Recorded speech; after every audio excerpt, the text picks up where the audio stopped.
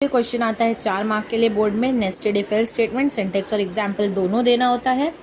ठीक है, nested if else में हम लोग क्या लिखेंगे, इफ एल्स इफ वाला स्टेटमेंट वही होता है, बस नेस्टेड इफ एल्स, खाली नाम बदल दिया जाता है इफ एल्स का नेस्टेड बोल के।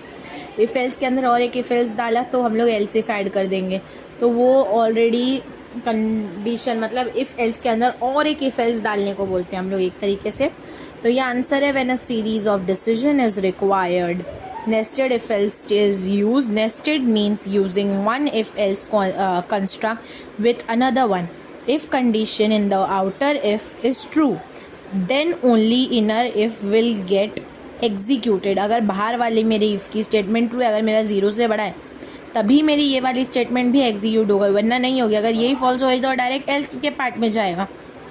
ठीक है, if evaluates to true, if it is false, the statement of inner loop will get executed. अब मैं स्टार्टिंग से पढ़ के बता देती हूँ आपको। When a series of decision is required, nested if else is used. Nested means using one if else construct with another one. If condition of the outer if else is true, then only the inner if else will get executed. Only if then condition of inner if evaluates to true. If it is false, then the statement in the inner loop will get executed.